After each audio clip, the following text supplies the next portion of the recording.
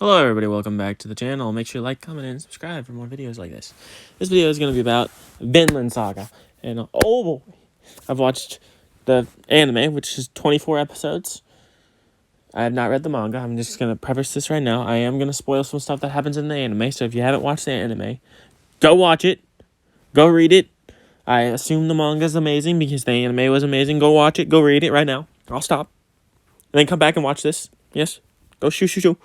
Anyways, this is about a boy named Thorfinn. And oh my god. It starts out as he's in this village. Like this village in, they say Iceland. No, yeah, Iceland, I think. And it's like all snowy and stuff. And he has this father who used to be this, he's the greatest warrior of all time, greatest Viking of all time, because this shows a lot about Vikings and stuff. And his dad, Thor, was one of the greatest fighters, greatest people, and he's married and has 2 kids. He has a son who's like this happy-go-lucky boy who wants to go around, fight people and all this stuff. And then he has this daughter who is like, bro, she's hot. I'm not going to lie. She's hot. And his wife is really hot too, but they take care of this village, and it's all about this little village and what's going on and stuff.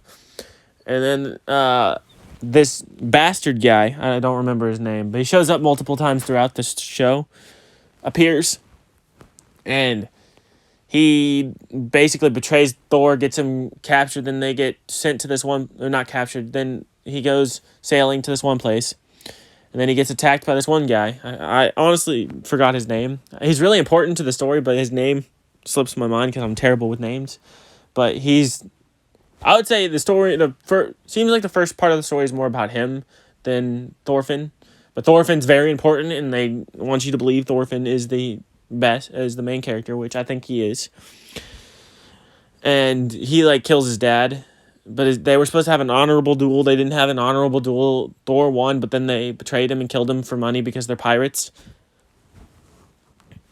And then basically Thorfinn sneaks onto the boat, stays on the boat, and then follows him around for 11 years and tries to fight the guy multiple times. But is just playing into this man's plan.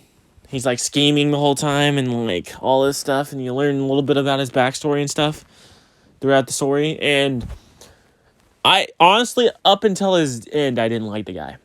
He seemed like an asshole. I wanted Thorfinn to kill him. But then, spoilers, obviously spoilers. How else am I supposed to review something if I don't spoil it? He gets killed at the end. And the ending of season 1, oh my lord. Thorfinn's, whole personality shifts in that 11 years. You can tell he's going mad. And, that his humanity is being questioned. And the way he is, and he just keeps falling down deeper and deeper because he can't beat this one guy. He just wants to kill him. He wants to kill him so bad. He goes on all these missions and stuff and does all this thing so he could battle this guy and have an honorable way of killing him.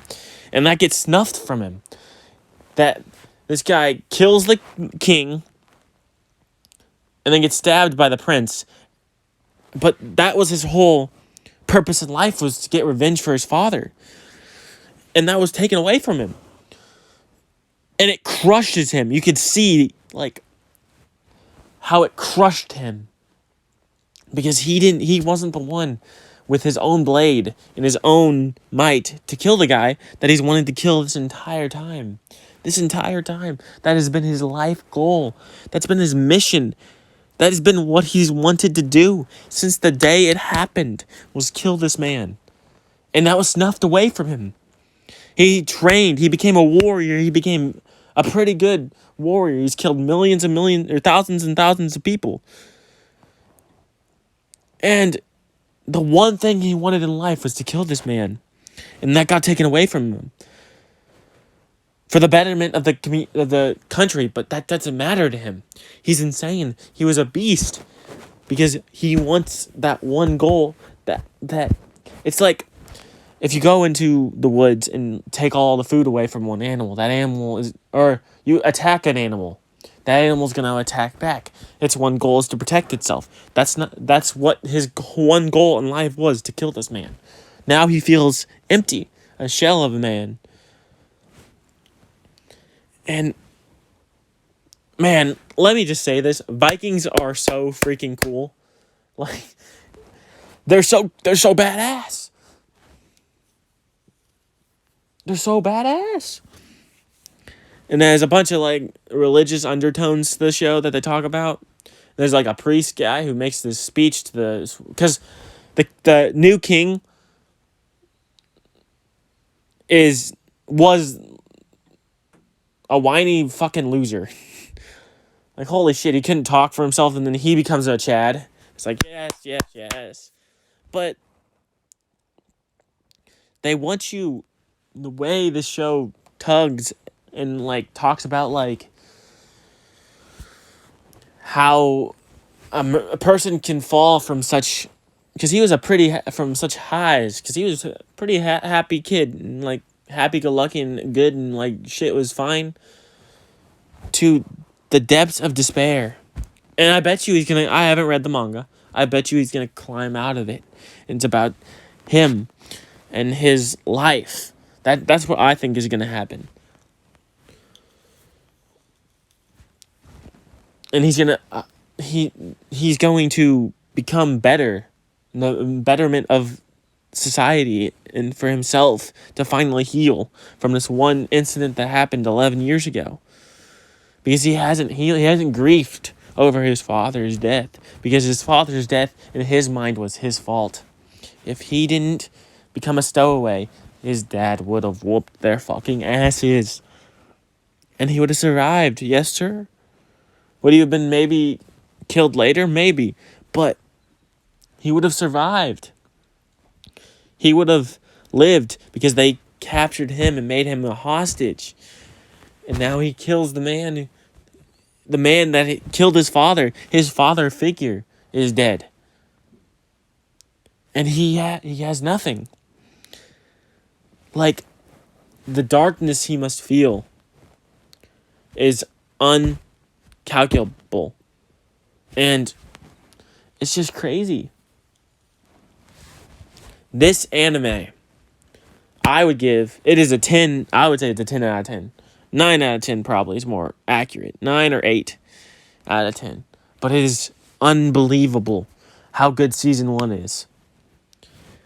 How much stuff they can pack into one season and make you fall in love and see the psyche of this boy and how he is driven mad and has one goal in life. And all this stuff happens to him. But he has to come back. How being a warrior, war is not a good thing. It doesn't glorify war, which I'm happy about. But all these people in the show talk about war and talk about how, oh, it's a good thing. The people that haven't been to war. The people that aren't strong and they would get murdered right away. And it's like, war's not a good thing. It's not. And they want to preface that. They want everyone to know that straight off the bat. And that's perfect. And how these guys pillaged and raped, and they're not good people. The story's not about good people. It isn't. It is about a boy who is driven to the darkest places of humanity. And I think it's about his struggle to come back to reality. To become There's a line in this show. A true warrior doesn't need a weapon. A true warrior doesn't kill. His dad was a stand-up guy, and he's killed millions. You can't judge a book by its cover. Is a very just way of saying it. It's what this story wants you to believe, and that's at least what season 1 I got. I haven't fell in love with an anime like this in such a long time. I couldn't stop watching. I finished this in a little over 24 hours. I couldn't stop watching.